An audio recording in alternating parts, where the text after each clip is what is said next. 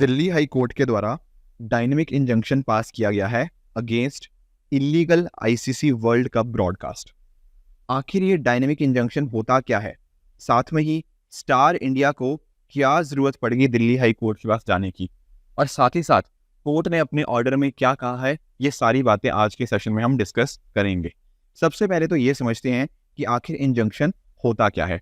देखो, जब भी बात होती है ना इंजंक्शन की, इसका अर्थ होता है कि किसी चीज को होने से रोकना। तो कोई भी चीज जो हो रही हो या होने वाली हो, उसको अगर रोकने के लिए बोला जाता है ना, उसको बोलते हैं इंजंक्शन। समझते हैं एग्जांपल से। मान लो एक कोई यहाँ पे एक पार्टी है और यहाँ पे कोई दूसरी पार्टी है। हो सकता है ना कि इसने अपना जो मकान है मान लो दूसरे वाले बंदे को बेच दिया, ठीक है ना, और सामने वाले ने बोला कि ठीक है मैं तुझे 10 लाख रुपए दे दूंगा। पर अभी तक इसने पैसे दिए नहीं है या पूरे पैसे नहीं दिए, और इसने सोचा कि इस मकान को ना मैं आगे किसी तीसरे बंदे को बेच देता हूँ।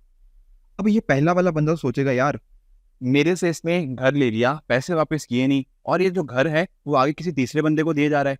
तो ये बंदा क्या कर सकता है, ये कोर्ट को अप्रोच कर सकता है।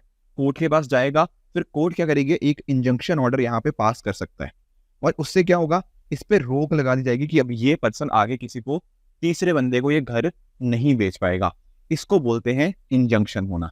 तो अभी दरअसल में पता क्या हुआ है, आप जानते होंगे कि जैसे अब वर्ल्ड कप स्टार्ट हो चुका है, ठीक है, या हो मतलब कल ही स्टार्ट हुआ है 5 अक्टूबर से। उससे पहले क्या किया, जो स्टार इंडिया है ना, वो गया दिल्ली हाई कोर्ट के पास।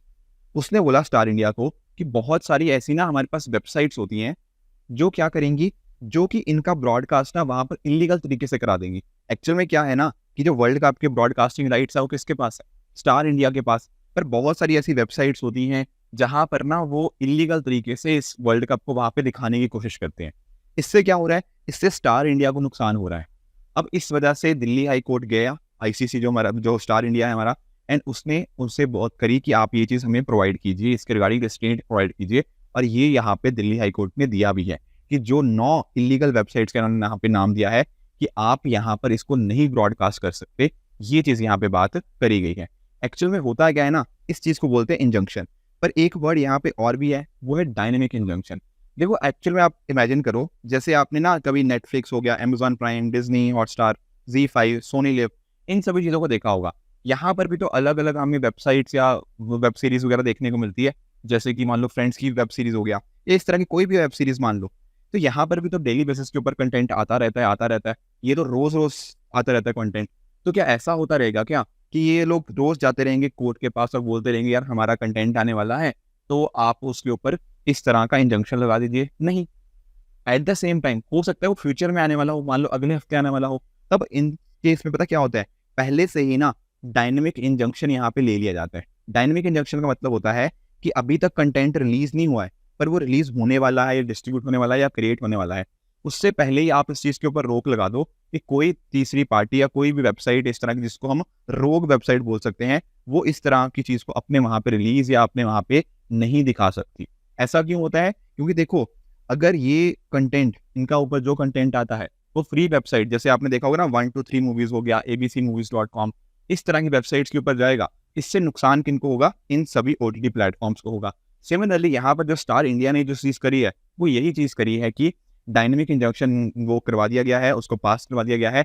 इसके माध्यम से क्या होगा, अब जो वेबसाइट्स होती है ना जो वर्ल्ड कप के मैचेस को वहां पे दिखा रही होती हैं, वो अब नहीं हो पाएगा।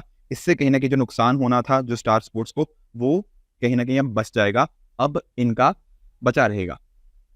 एट द सेम टाइम यहाँ पे डायनेमिक इंजंक्शन का एक फायदा ये भी है कि पहले ना जब हम सिंपली इंजंक्शन की बात करते हैं, वहां पर होता क्या है कि पहले ना कोर्ट के पास सारी चीजें आपको प्रूव करनी पड़ती हैं कि हाँ यार जो ओरिजिनल वर्क है वो इन्हीं का है, कहीं ना कहीं इसके ऊपर कॉपीराइट्स वगैरह आ सकते हैं, इस तरह की चीजें की कॉपीराइट है उनके ऊपर।